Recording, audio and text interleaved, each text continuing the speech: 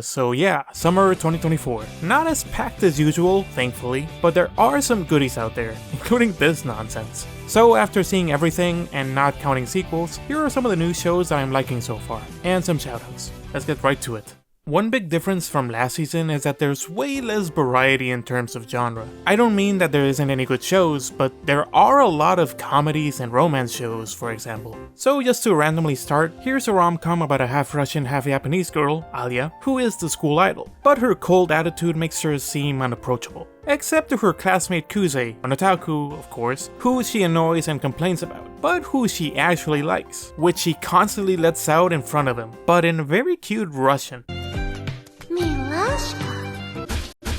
Not gonna lie, I thought this was gonna be a one-trick pony. Plus, someone talking about you in another language to then gaslight you is a little douchey. But the twist is that the guy actually knows what she's saying, but he hides it to not embarrass her, which I get is part of the plot, but come on, man. They also spent their entire budget on the sexy socks scene, so there's that. Another thing I'm not crazy about is some of the gamer meme talk. It's probably the subs, and I get when they want to do cringe humor, but it just comes out as cringe. This happens with the guy's sister, which I saw a lot of people loving, since she's into talking about weeb stuff, wincest, and has her own sexy scene. But ignoring that, she is pretty funny, and her role in the story seems interesting. Little things like the twist, the great character designs and gags, Alya being a very adorable tsundere with cute expressions, all help in keeping me invested. Another cute one is Pseudo Harem, which, worrying title aside, is about a girl who enters the theater club and crushes on a guy who's always wanted a ton of girls fawning over him, so she acts out various personas to help him.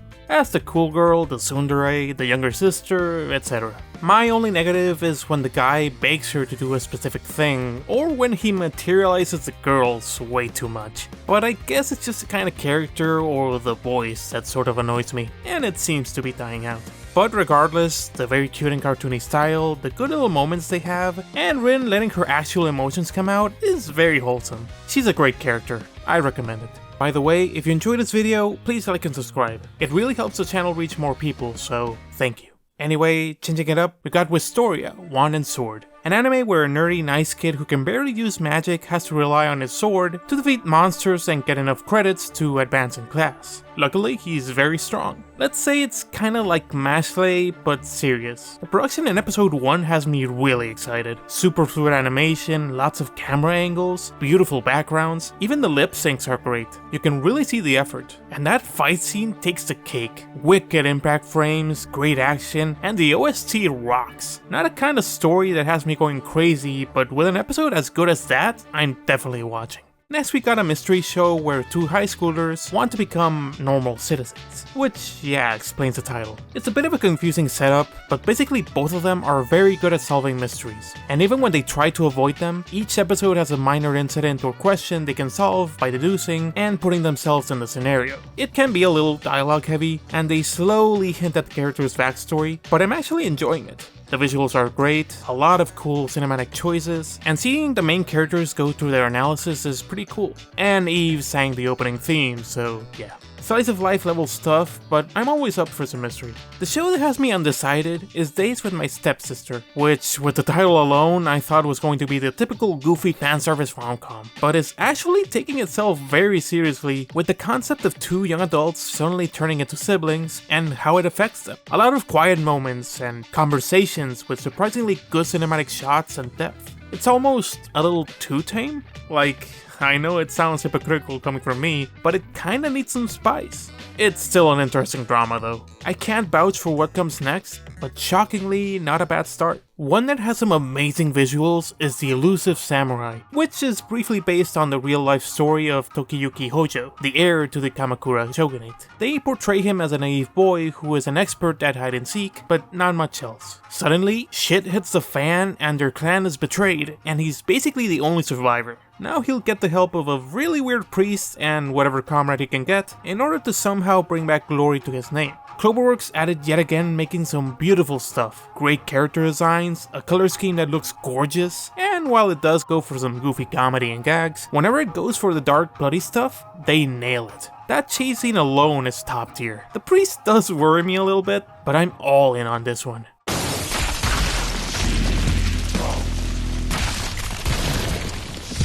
I can't ignore the deer in the room. My friend Nokotan is insane. If you can tell by the meme or the crazy opening, this show is hyper fixated on deer. Be it the weirdly realistic CGI ones that pop up everywhere, or Nokotan, the new exchange student with antlers, who immediately gravitates towards Torako, who seems to be the perfect student, but deep down is a former delinquent who was influenced by Tokyo Revengers, and is now trying to live her new life. But our deer girl can smell bullshit and knows her secret.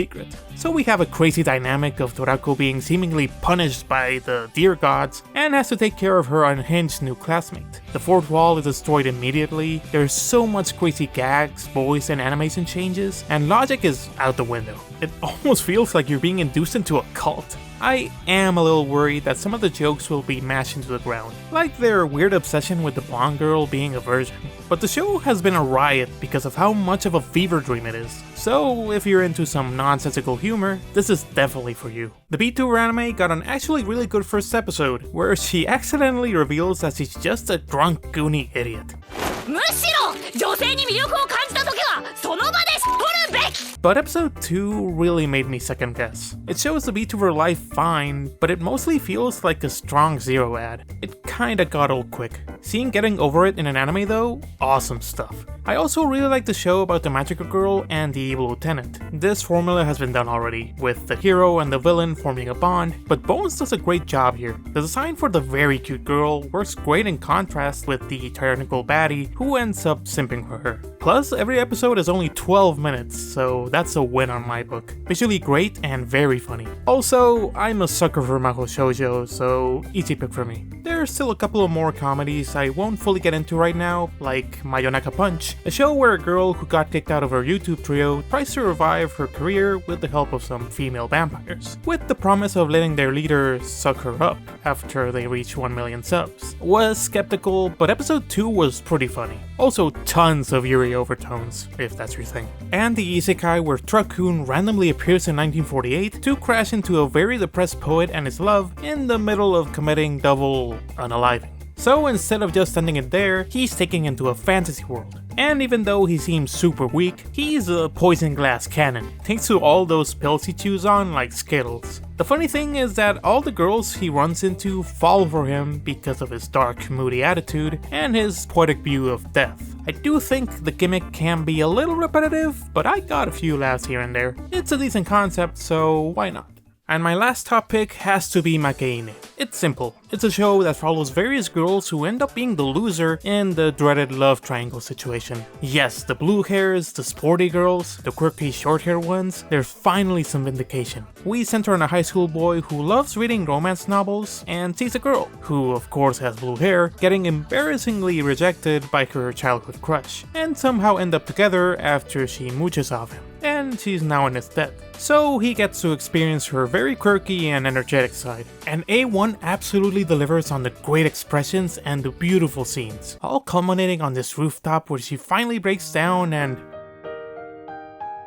yeah, you got me. What a great combination of comedy and character drama. It was a big introduction episode, so I'm not sure what role the main guy is gonna get, because having these girls get rejected twice is gonna be sad. But hey, I'm a big rom-com guy, and the concept itself is really great, so yeah, I'm fully on board with this one. And those were my top picks for summer 2024. I really tried to make this one short, so there's still a lot of shows I wasn't able to talk about, like Dahlia and Bloom, which is an isekai where the girl only has fuzzy memories of real-world inventions, and it helps her be a great inventor. And Bye Bye Earth, which focuses on the only human girl in this furry world who'll go on a journey to discover her origin and find more people like her. Another one like that is about the harvest goddess Sakuna and how she must survive on an island filled with demons so she can learn the importance of her source of power, which includes cultivating rice. I've seen mixed reactions, and while the story isn't anything deep, I like the main character. Not too bad. And Atri, which I was hoping to see more of, but is about a boy who lost his leg, and how he finds a robot girl in the bottom of the ocean. Looks really nice visually, but just didn't have enough to talk about just yet, and a lot more memes and bad shows. So if you want me to talk about anything I missed, please let me know in the comments and we can chat, or I'll maybe even upload something. Anyways, thank you very much for watching. Sorry again for the low input, but this is a flow I'm able to work at, so I hope I can keep uploading. If you're into what I do, likes and subs are always appreciated. But hey, it's been Jules, I hope you have a great one, and I'll see you all for the next one.